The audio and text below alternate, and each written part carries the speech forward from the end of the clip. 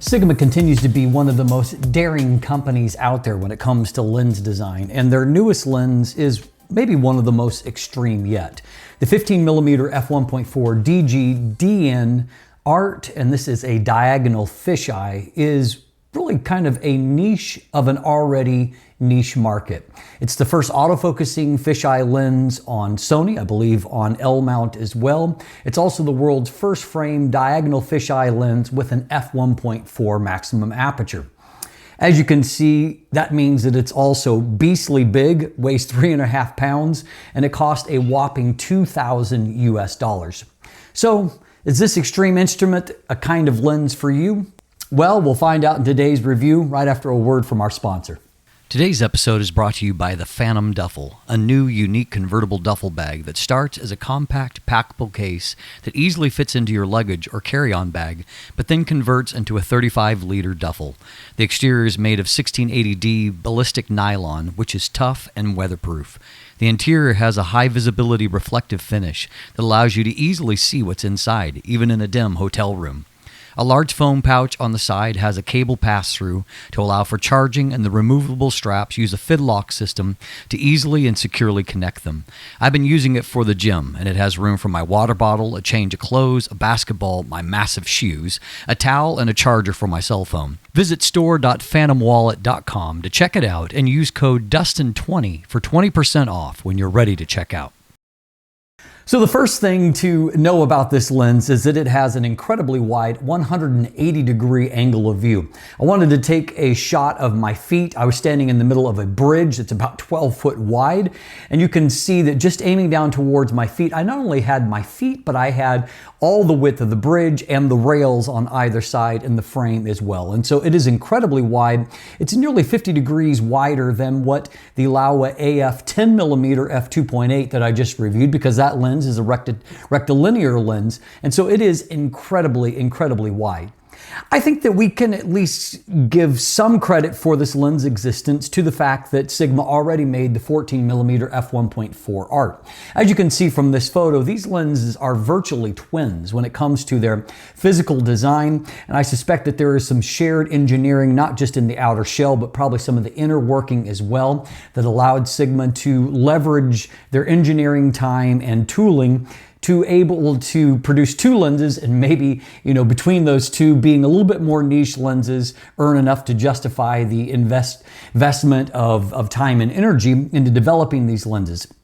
Now, the fisheye lens is slightly larger and heavier, but they are very similar in just about every outer detail.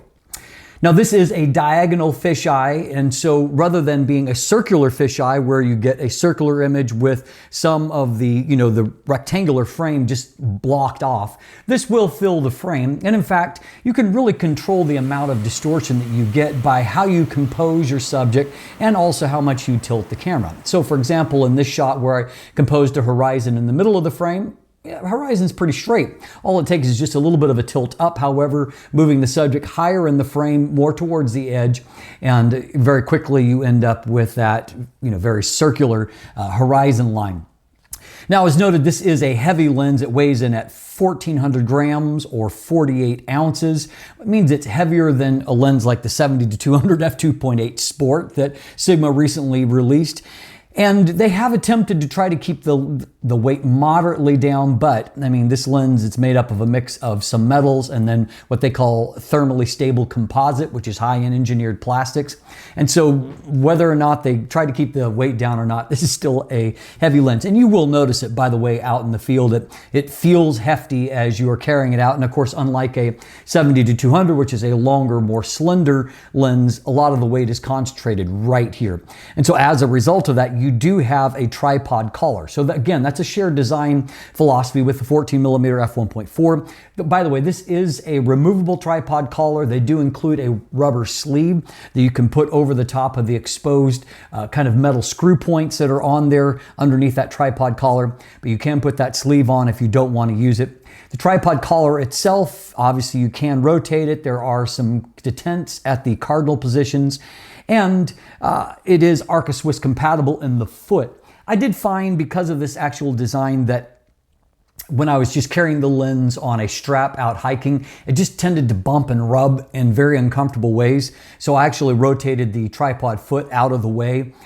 You can remove it altogether if you're in a situation like that. The one other thing that I will say about this particular tripod foot, same as with the 14mm F1.4, is that it is really, really close to the barrel. And so if you're accustomed to kind of carrying a lens by the tripod foot, you can pretty much forget that here. There just isn't really enough room to hang on. And for that matter, if you're in the kind of straight up and down position, kind of the default position, there is hardly room to get at the declick switch for the aperture that is there.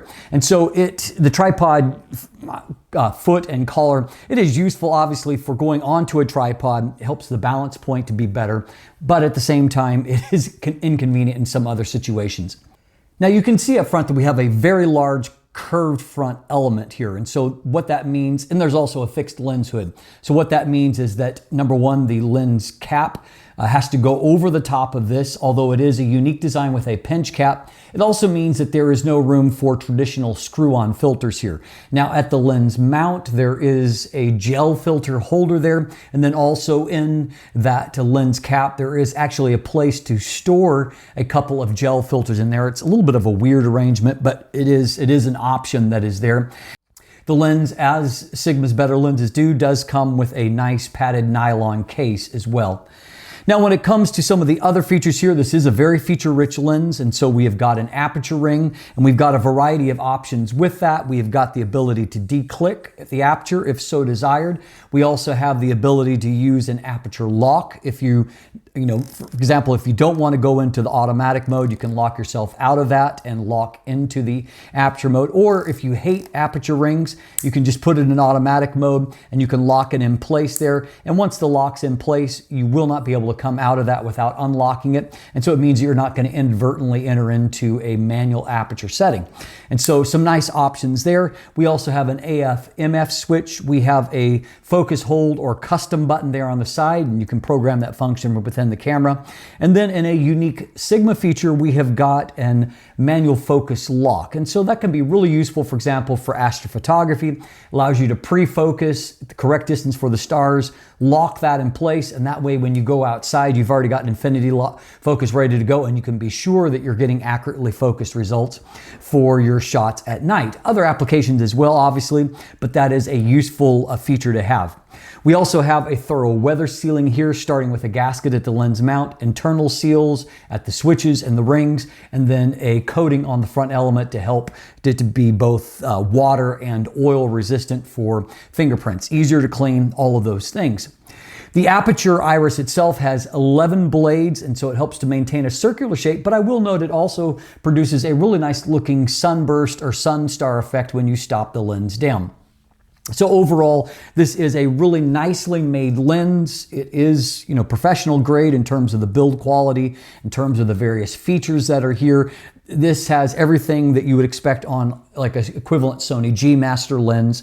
And so it's a very nice lens, but it is big and heavy. And of course it is expensive.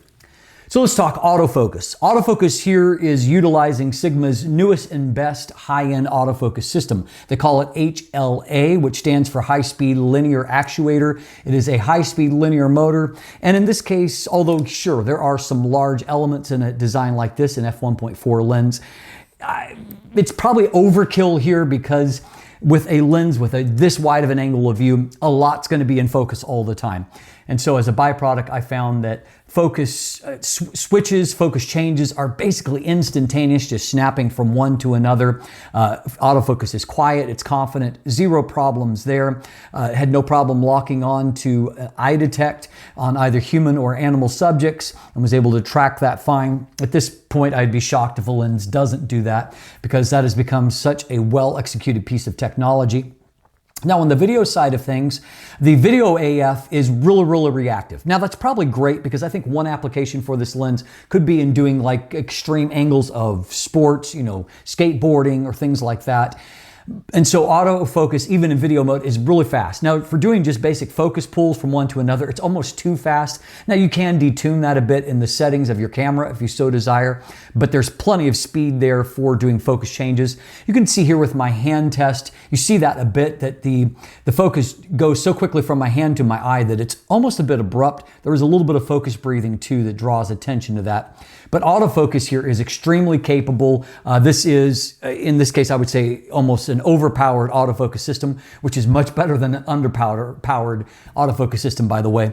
But you're not going to have any issues with that. So it does mean that, you know, sports photography is part of the equation here. I think this lens is perfectly capable of. Now, on the image quality side of the equation, we have 21 elements in 15 groups. So that's obviously a lot of elements for a prime lens. And that includes 4 FLD elements, 3 SLD elements, and 2 aspherical elements. And so a lot of exotic elements in the design as well. Now, obviously, a lens like this is so extreme that doing my normal kind of chart testing is impossible. If I try to get close, even close up to the chart, you can see that it looks something like this. In fact, in testing for vignette and distortion, I used one of my garage doors, and this is a 16-foot wide garage door. I was about a foot away from it, and still it has so much in the frame that I actually had a little bit of the frame of the door itself in there. It's incredibly wide angle of view.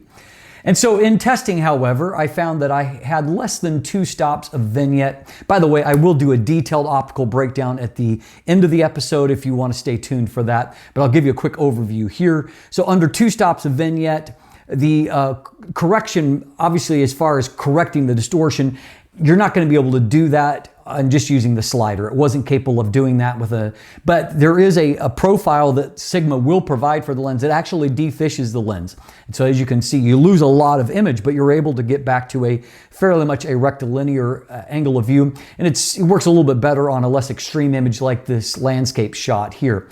And so, I mean, I think there's a little bit of cost for doing that, but it does quite a good job, as you can see, which does add to the value of the lens. Fringing is extremely well controlled. You can see in this shot within my barrel sauna, there's some real high contrast areas, and even at f1.4, I didn't see any kind of fringing around those areas. I also found that when I was looking at the edges of the frame, and there's going to be a lot of stuff in the edges of the frame with a lens like this, that they're in bare branches and high contrast areas, 0 problems. No lateral chromatic aberrations there as well. In this case, I used an outdoor test and I shot at 100%, still 61 megapixels, lots of resolution, but trying to go to 200% in real world scenarios, it doesn't work quite as well as with my test chart. But what I did find is that even at f1.4, there is certainly sufficient sharpness all across the frame. It improves a little bit at f2, improves more noticeably by f2.8, and there you basically stay the same from f2.8 through f8, and with just a little slight degradation at f11, results stay really strong. After f11, diffraction will soften the image a little bit. Now, obviously, a lens like this is not good at drawing something close to it. So for close-up work, it's not amazing. You can only focus as closely as 38.5 centimeters, and you get a very, very low 0.06 times magnification. Now, up-close performance is a little bit softer. It doesn't have as much, it's not optimized for that kind of focus distance. And so stopping down to f2.8 very radically improves the amount of contrast that's available. However, you can get a decent amount of bokeh here. And in this kind of unique shot of Nala, you can see that the background is reasonably creamy there. And so if you can get close to a subject, you can get a fairly blurred out background, though obviously that's not really why you buy a lens like that. It's maybe a nice extra for some unique and creative type shots, however. More important is that this lens has amazing flare resistance, and that's really key in a lens like this, where it's going to be very hard to keep bright lights out of the frame because so much is in the frame.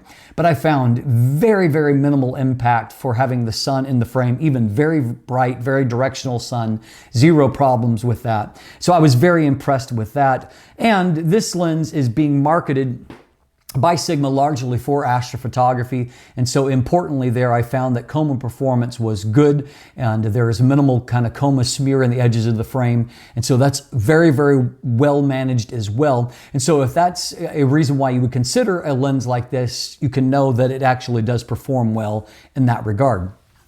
So in conclusion, obviously this is an extreme lens, and it's for a very niche audience Who is that audience? Well, according to Sigma, it's astrophotographers for one.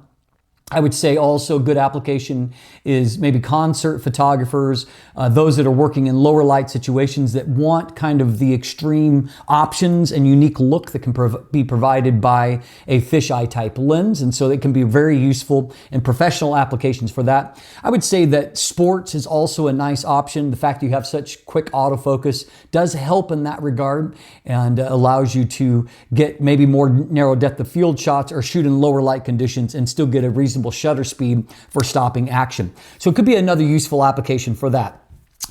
For most people, however, this is a curiosity. It's an extreme instrument that is technically impressive, and it is technically impressive what Sigma has done here, but it's probably too big and too expensive to appeal to most people.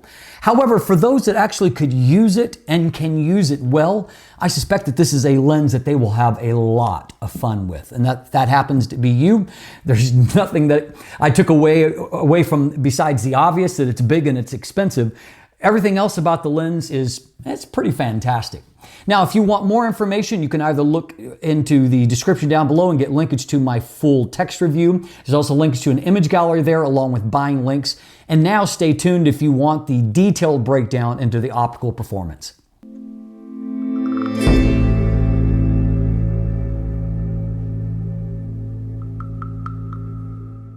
So let's start by taking a look at that 180 degree wild angle of view. So in this shot, just out of curiosity, I just reached my arm back with the camera and I took the shot while driving. And so you can see, obviously I can't reach back very far, and yet everything inside of the front of my truck is included, including the side windows. Likewise, in this shot that I mentioned earlier, I was just pointing down towards my feet. And in this case, the bridge is about 12 feet apart here. It looks like it's quite narrow, but this is a very wide space. And you can see that not only is the two edges of the bridge included, but all the way up these rails is included. And of course, quite a distance ahead of my feet included there as well. So it is really incredible how much gets in the frame. Now, with the diagonal fisheye, you do have a lot of control over how much distortion is going to be there. So you can see here, just by changing the composition by in the center, if I put my subject in the center of the frame and hold the camera basically straight, you can see that I've got a almost straight horizon line. But by tilting the camera up just a little bit here, that moves the subject up and introduces a little bit of tilt to the camera, you can see that already we get a pretty extreme curvature going on to the horizon line. And of course, if I moved it up even higher, that would be even more extreme. Now, the nature of this lens means that I can't use test charts so much, and so I'm going to be relying on real-world shots to try to create the various situations that I can test these things. So in this case, I'm looking for fringing, specifically looking for longitudinal chromatic aberrations before and after the plane of focus. So we can see in this very high contrast transition zone, no fringing there.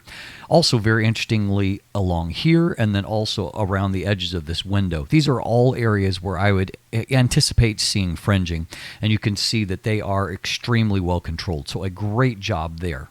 And in a lens like this, you're going to get obviously a lot of stuff in the frame all the time. And so obviously there's going to be a lot of edges, and so including these bare branches. So I'm very, very impressed by how little lateral chromatic aberration is here. It's basically perfectly controlled. No issue with fringing near the edge of the frame in these transition zones at all. So really, really high marks on both of those areas. So as mentioned earlier, trying to get a subject where you can test a subject that is big enough and flat enough to be able to test for something like vignette is difficult. So I used my garage door here, which is, I measured, it's just right under 16 feet across. You can see that even though setting up right in front of it, I still got other things in the frame. You know, a little bit of concrete beforehand, a little bit of the frame at the top of the door here. But it's about as good as I could find for getting a flat surface for this. So obviously when it comes to distortion's part of the equation here. And in fact, if I try to use the Lightroom slider to correct for the distortion, you can see that even maxing it out, it is reduced, but there's still a massive amount of distortion that is left. But as far as correcting for the vignette, I was able to do that by just introducing a plus 45, and so less than 2 stops, so that's not bad at all. Now, I was surprised when I used the profile that Sigma sent me, which will be freely available, that it actually defished the lens. Though there's a little bit of complications that come with that we'll get to in just a moment.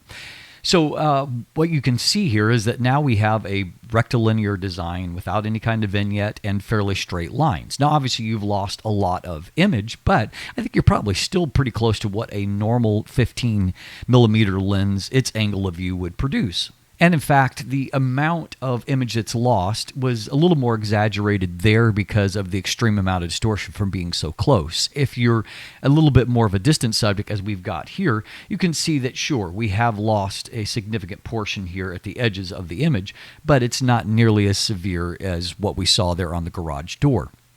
So what you can see here is that you're not going to eliminate, like, this is not a distortion here. This is more kind of a keystoning effect just because the lens is tilted up somewhat. And so as a byproduct, the lean is not going to go away. But what we can see is that the curvature of everything has gone away. So that fisheye type distortion is gone. Now, what's interesting here is that if I cycle through my information here in Lightroom, you can see that the full-size image, this was shot on the Alpha 1, is 8640 by 5760. Now on the right, it says it's still 8640 by 5760, even though obviously we have cropped off a significant portion of the image due to correcting that. So that intrigued me, and so I dived in here, and what I find, and what my theory is here, is that after the profile is applied, the image seems to be scaled back up. Because what you can see is at a pixel level, it's not really as sharp and as high contrast as what it was before. So there is a little bit that is lost through that process. Now, I think it's more exaggerated on the edges. As we move back towards the center of the frame, I don't see that anymore. But you can also see that the scale is not nearly as severe. And so that effect is taking place here and here. This is, it's about the same size. If we move over here, this is obviously much larger. And so there's a portion of the image that has been, stretched and corrected, and then I think scaled back up. And so anyway, it's a little bit of a weird bit of trickery going on. However, it is a nice option because you are obviously getting the ability to have a defish version of your images as well. Now, in this case, I'm actually going to examine images at 100%. I couldn't use a chart, so I'm going out into the real world and trying to look at real-world images at 200% in a less controlled environment. It just doesn't work as well. So I've got f1.4 on the left. I've got f2 on the right. So let's take a look starting in the center of the frame to see what we see. So first of all, you can see that the lens is very sharp, even at f1.4 in the center of the frame. We can see that as we stop it down, the contrast does pick up a little bit at f2, and you can see in areas like this old wagon wheel here, you can see that it's a little crisper and better defined. Now, if we pop over to the edge of the frame, we see basically a similar story looking at the vehicles here. You can see already, there's lots of detail and contrast there. The image is obviously a little bit brighter. We've removed some vignette, and I think that some of the textures are just a little bit crisper as a result. Not a whole lot of additional resolution, I wouldn't say, but a little bit better contrast, and I would say a little bit better definition in some of these areas, both due to some of the shadows lifting somewhat from the vignette, but then also I think that the textures are just a little clearer there. Now, there's actually a more significant jump from f2 now on the left to f2.8 on the right. And if we come back down here, we can see on the right that textures are crisper still. Contrast is better defined. You can see even in this snow area here that it's just better resolved here along the edge of the frame. Moving into the vehicles and these plants, better resolved. And then as we come back towards the center of the frame, we can see again, like this area is definitely crisper still. And I'll go to the other side just so you can look there. Look at the mailbox. You can see it's better defined. And as we move off towards the edges here, just a little bit more detail in everything. Now, more traditional landscape apertures of f4 and f5.6. Frankly, I don't see a lot of difference. After f2.8, things stay pretty consistently the same from f2.8 all the way through f8. You can see that f8 continues to look fantastic. f11 is still very good, but you can see it is very slightly softer due to the effects of diffraction. And so we're starting that cycle now towards losing some detail and contrast due to diffraction's effects. That difference is actually more pronounced in that final stop from f11 to f16, where diffraction is really starting to play havoc there. And the image is still usable, as you can see, but it is considerably softer than what we see over here at f11. All of these textures, you can just see that there's less detail in them. You know, look even in the amount of contrast on the car from left to the right side. And over here, you can just see that we are starting to lose information. Though I would say this lens is usable throughout its zoom range, though I personally would keep it at f11 as a top. Now, as noted previously, our maximum magnification is really low on this lens, but also if you're going to shoot up close, it is nice to use a little bit smaller aperture than f1.4. The lens, as we saw, is really sharp at infinity to f1.4. It is softer when you're up close, and you can see that there's a pretty radical difference between f1.4 and f2.8 in terms of the contrast on the image.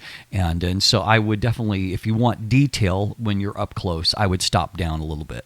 You can, however, create some really uniquely either wacky images using that distortion creatively, as I've tried to do here, but you can also see the quality of the bokeh blur is actually pretty decent for a lens like this. You would never expect a fisheye lens to be one producing bokeh, but you know, this is an extreme, unprecedented instrument here. In this shot here, there's less kind of extreme exaggeration there. You can also see, however, that at f1.4, it's usable, but the contrast is reduced here at that closer focus distance. Here's another shot to look at the bokeh quality. And so once again, up close, this is only at f1.4. And so you can see that, you know, the contrast isn't amazing, but the quality of the blur is pretty good. Flare resistance was very impressive. And again, it's very important in a lens like this because it's such a wide angle of view. 180 degrees means that you're going to have bright lights in the frame. And so I could move the sun or the kind of reframe with the sun in different positions. This is at f1.4, no issues at all. And then if I begin to stop the lens down, you can see that even at smaller apertures, there was no issue there. I composed here again. This is f11. There's a little bit of a ghosting artifact here. Not bad at all, however. In this shot here, you can see that we've got a nice sunburst effect going on, and also the flare resistance is quite good. Here's a shot at f1.4, and you can see the sun's right there in the frame, a different kind of image. You can see the contrast is held up perfectly, and because we're a little bit further away, that detail there is fantastic. Now, perhaps most importantly for this lens is a look at coma. Now, this lens has a lot of really important strengths for shooting astrophotography. Number one, coma is extremely well controlled. Look how crisp those star points there in the center. But then if I pan off towards the edge, they're almost as sharp right in the corners of the frame. That's really, really impressive. Another advantage to this particular lens is the fact that vignette is quite low, even at f1.4. That means you're not introducing a lot of noise and correcting for that vignette.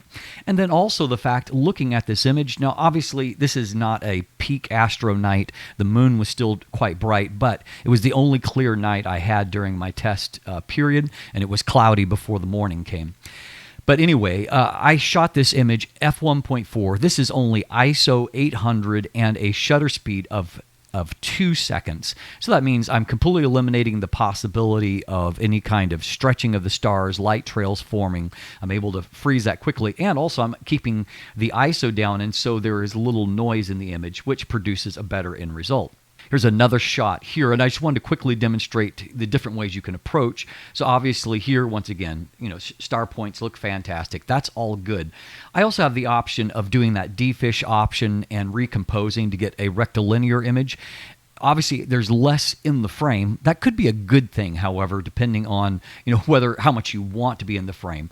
But you can see that while there is a little bit of stretching at the corners from that defishing, it still is very, very usable. And so as a byproduct, that's a nice secondary option for doing astrophotography. Overall, however, this is a really, really impressive instrument if you're serious about astro. Hey, you've made it to the end. Thanks for watching. Have a great day, and let the light in.